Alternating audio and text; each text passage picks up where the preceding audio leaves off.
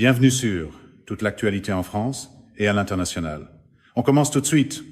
Le 7 avril 2026, Donald Trump a publié un message sur Truth Social.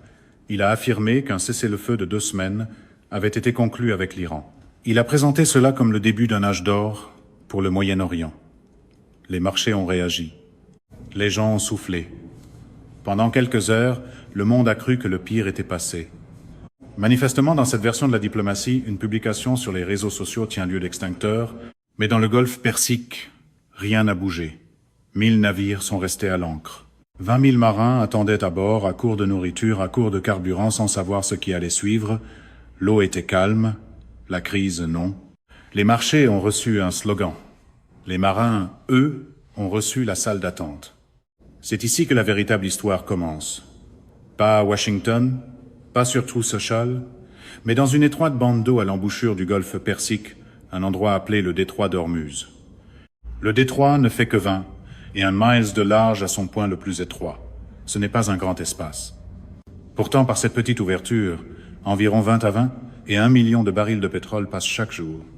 Ce chiffre représente environ 1/5 de tout le pétrole consommé sur Terre. Chaque baril brûlé par la Chine dans ses usines. Chaque goutte qui alimente l'industrie japonaise. Chaque litre qui chauffe les maisons en Corée du Sud.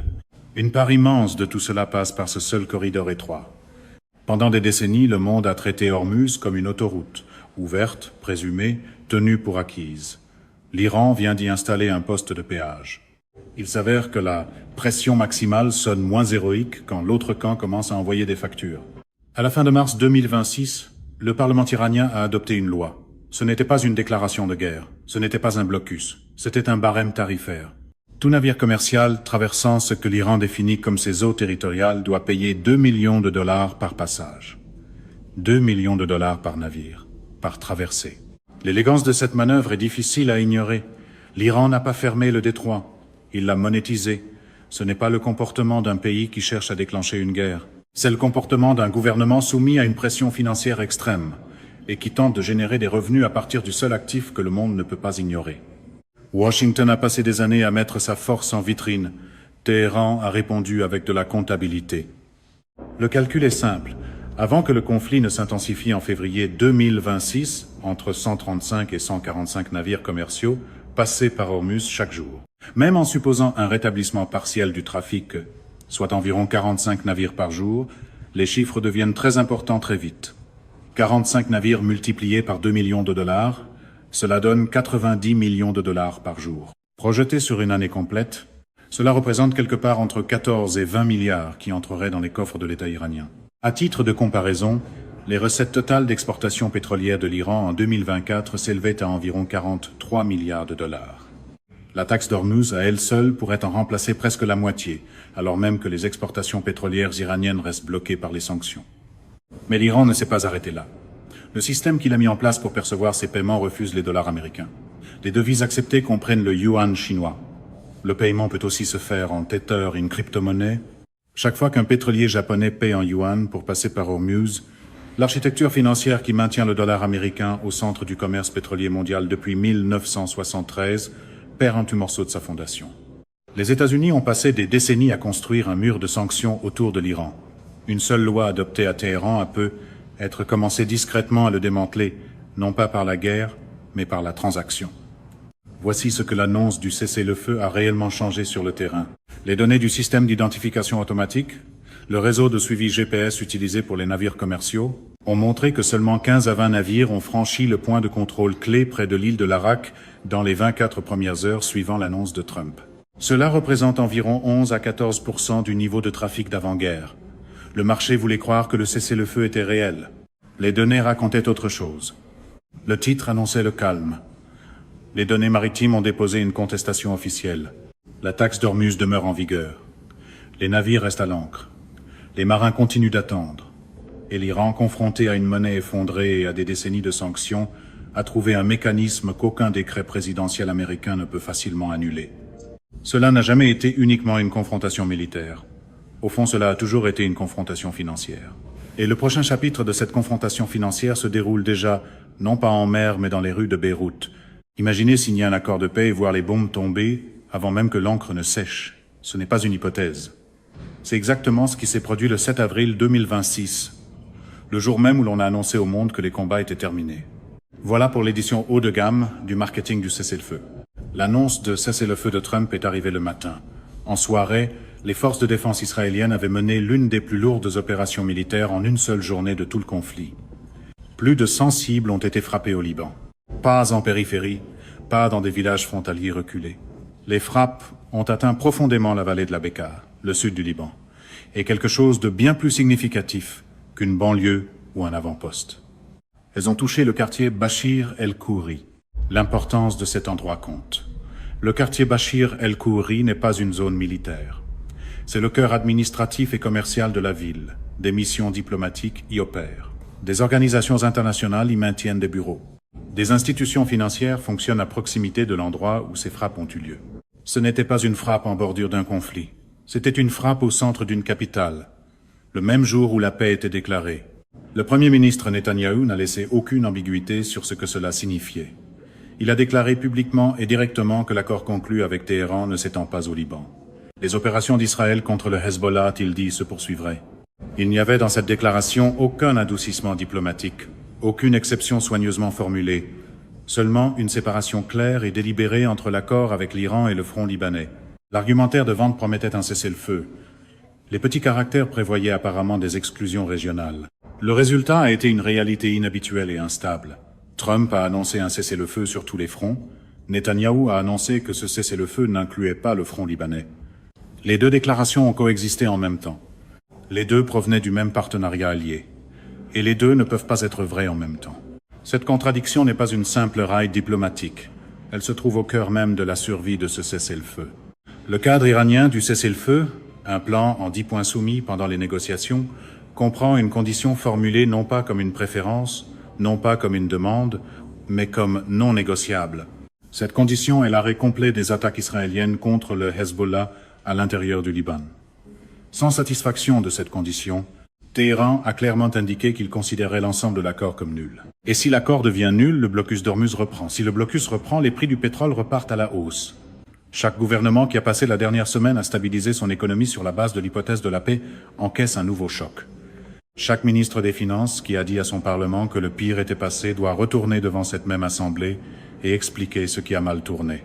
La dynamique libanaise n'est pas une histoire secondaire. C'est le mécanisme par lequel ce cessez-le-feu tient ou s'effondre complètement. Sur le terrain, au Liban, l'image est encore plus claire. Depuis mars 2026, plus de 1000 combattants du Hezbollah ont été tués. Des unités militaires israéliennes, y compris la 36 division, ont pénétré en territoire libanais. Des unités d'ingénierie d'élite ont mené des affrontements directs avec les forces du Hezbollah dans des zones auparavant considérées comme des zones tampons. Au moins un soldat israélien a été tué et plus de 20 ont été blessés dans une seule embuscade près de Kara. Ce ne sont pas les statistiques d'un conflit en pause. Ce sont les statistiques d'un conflit qui s'accélère. La logique stratégique, vue du point de vue d'Israël, n'est pas difficile à comprendre. Une pause de 2 semaines dans les hostilités directes entre les États-Unis et l'Iran crée une fenêtre étroite. Pendant cette fenêtre, l'Iran, craignant des frappes américaines, hésitera à escalader en réponse aux opérations israéliennes au Liban. Cette réticence donne à Israël le temps de dégrader l'infrastructure du Hezbollah, ses réseaux de commandement, ses dépôts d'armes, sa capacité de combat, avant qu'un accord contraignant ne ferme cette fenêtre de façon permanente. Du point de vue iranien, le calcul est tout aussi logique et tout aussi inconfortable. Si l'Iran ne peut pas protéger le Hezbollah pendant cette période, il a de fait accepté un cessez-le-feu qui laisse son plus important allié régional exposé et affaibli. La question que Téhéran se pose maintenant est directe et difficile. Qu'est-ce que l'Iran a réellement préservé en acceptant cet accord? C'est le problème avec la diplomatie par communiqué de presse. Les caméras partent bien avant les conséquences. Cette question n'a pas encore de réponse nette, mais le pays qui détient peut être l'effet de levier le plus inattendu sur cette réponse est un pays que presque personne ne regardait. Une question n'a presque reçu aucune attention sérieuse dans les médias occidentaux, pendant que l'un des cessez-le-feu les plus lourds de conséquences de l'histoire récente du Moyen-Orient était en train d'être négocié. Pourquoi cela se passait-il à Islamabad? Pas à Doha, pas à Mascate, pas à Genève, à Islamabad. Le Qatar accueille depuis des années des canaux indirects entre les Américains et les Iraniens. Oman sert discrètement de corridor neutre pour plusieurs cycles de négociations sur le dossier nucléaire. Les deux pays sont riches, stables et stratégiquement positionnés pour exactement ce type de diplomatie. Et pourtant, l'homme assis au centre de cette négociation était le maréchal Asim Munir, chef de l'armée pakistanaise. Un soldat, pas un diplomate, pas un ministre des Affaires étrangères. Un général. Ce détail n'est pas une note de bas de page. Ce détail est toute l'histoire. Pour comprendre pourquoi le Pakistan s'est inséré dans ce moment, il faut comprendre ce à quoi le Pakistan fait face chez lui. Les deux choses ne sont pas séparées. C'est la même réalité vue sous des angles différents. En 2014, l'Iran a achevé sa portion du pipeline I, le gazoduc Iran-Pakistan conçu pour transporter 750 millions de pieds cubes de gaz naturel par jour directement en territoire pakistanais. L'Iran a construit ses 900 kilomètres. Le Pakistan s'était engagé à achever sa propre section de 781 kilomètres de son côté de la frontière. Il ne l'a pas fait. Année après année, Islamabad a retardé le projet. La raison donnée publiquement a toujours été la même, les sanctions américaines. Washington avait clairement indiqué que tout pays avançant sur une infrastructure énergétique iranienne risquait des sanctions secondaires, des pénalités financières et une exclusion des systèmes fondés sur le dollar. Le Pakistan, dépendant du soutien du Fonds monétaire international et de la bonne volonté américaine, a reculé à répétition. Téhéran a attendu, puis Téhéran a cessé d'attendre. En août 2024, l'Iran a engagé une procédure d'arbitrage international à Paris. La pénalité réclamait 18 milliards de dollars. Ce chiffre n'a rien d'abstrait. Les réserves totales de change du Pakistan en mars 2026 s'élevaient à environ 4 milliards de dollars. La pénalité arbitrale ne dépasse pas seulement la zone de confort du Pakistan. Elle dépasse l'ensemble de ses réserves liquides. Chaque dollar, chaque coussin, chaque fonds d'urgence que le pays a passé des années à reconstruire soigneusement sous supervision du Fonds monétaire international. Une défaite à Paris ne serait pas un revers financier. Ce serait une insolvabilité nationale. Ce serait l'équivalent économique d'un cœur de pays qui s'arrête en plein battement. Et, par-dessus cela, le Pakistan fait aussi face à 8 milliards de dollars de remboursement de dettes souveraines arrivant à échéance en avril 2026. C'est dans ce contexte que le maréchal Munir a décroché son téléphone. C'est dans ce contexte qu'Islamabad s'est offert comme lieu de négociation d'un cessez-le-feu entre deux parties que le reste du monde n'avait pas réussi à faire s'asseoir à la même table. Le Pakistan n'est pas entré dans cette crise comme un médiateur neutre cherchant la stabilité régionale. Le Pakistan est entré dans cette crise comme un pays avec un compte à rebours en cours et une liste très précise de choses qu'il devait obtenir en échange de sa coopération. Cette liste est précise. 3 éléments. Premièrement, une dérogation aux sanctions de l'administration Trump permettant au Pakistan d'achever le pipeline IP sans déclencher de sanctions secondaires américaines. Deuxièmement, une nouvelle échéance de réalisation du pipeline repoussée à 2035, donnant à Islamabad suffisamment de temps pour construire sans menace de conséquences immédiates. Troisièmement, l'enterrement officiel de la réclamation arbitrale de 18 milliards de dollars actuellement déposée dans une salle d'audience parisienne. Ce ne sont pas des ambitions diplomatiques, ce sont des exigences de survie. Ce que le Pakistan offrait en échange était quelque chose qu'aucun État du Golfe ne pouvait reproduire. Le Pakistan est le seul pays musulman à majorité musulmane doté de l'arme nucléaire et disposant d'une crédibilité démontrée de canal discret à la fois auprès de Washington et de Téhéran. Le maréchal Munir avait des communications directes avec les dirigeants américains. Il entretenait aussi une relation avec les décideurs iraniens que les diplomates américains, exclus de Téhéran depuis des décennies, n'ont tout simplement pas. Il pouvait transmettre un message dans les deux sens et les deux parties le prendraient au sérieux. Mais c'est ici que l'histoire devient plus grande que le Pakistan lui-même. Si les États-Unis accordent à Islamabad une dérogation aux sanctions pour acheter du gaz iranien, ils auront fait quelque chose dont les conséquences dépassent largement un seul pipeline dans un seul pays. Ils auront créé une exception formelle et documentée à l'intérieur même de leur propre architecture de sanctions. Et chaque pays avide d'énergie qui observe la scène, l'Inde, le Bangladesh, le Sri Lanka, la Turquie, pointera immédiatement vers cette exception. Dès que la dérogation apparaît, chaque capitale dans la pièce se découvre soudain une passion profonde pour les exceptions créatives. L'isolement de l'Iran se construit depuis 30 ans. Construit lentement, maintenu avec soin, appliqué avec agressivité. Les négociations d'Islamabad sont peu être en train de le démonter discrètement. Non par la confrontation, non par la guerre, mais par la logique froide et peu glamour des calendriers de faillite et des échéances de pipeline. Le Pakistan ne sauve pas le Moyen-Orient. Le Pakistan se sauve lui-même. Et, ce faisant, il a pu être redessiné par accident la carte du fonctionnement réel des sanctions américaines dans le monde moderne. La question finale est maintenant simple. Est-ce que tout cela tient ou est-ce que tout s'effondre avant le 20 et 1 avril? Chaque crise finit par se résumer à un chiffre, pas à un principe, pas à une idéologie, pas à une position morale, à un chiffre. Dans ce cas-ci, ce chiffre est 14. 14 jours. Voilà ce qui a été acheté le 7 avril 2026. Pas la paix, pas une résolution, pas un nouveau cadre pour le Moyen-Orient. 14 jours de pression réduite, une pause temporaire dans une machine qui tournait dangereusement trop chaud. 14 jours, c'est une unité de paix très pratique, quand l'objectif est simplement de survivre au prochain cycle de nouvelles. Et quelque part, à l'intérieur de ces 14 jours, 4 comptes à rebours distincts avancent en même temps. Chacun appartient à un gouvernement différent. Chacun mesure une forme différente de désespoir. La question n'est pas de savoir si le cessez-le-feu tient. La question est de savoir quelle horloge arrivera à zéro en premier. Les États-Unis viennent d'abord, parce que le portrait intérieur à Washington est quelque chose que le récit officiel a soigneusement évité. Le 5 avril, 2 jours avant l'annonce du cessez-le-feu, Trump a publié ce que l'on appelle désormais, dans les milieux du Congrès, le message de Pâques. Le langage utilisé dans ce message menaçait de la destruction complète et totale de l'Iran. Des juristes l'ont examiné et ont noté que cette formulation atteignait le seuil d'une intention génocidaire déclarée au regard du droit international. Ce n'est pas une observation mineure. C'est une affirmation extraordinaire à propos de l'activité sur les réseaux sociaux d'un président en fonction.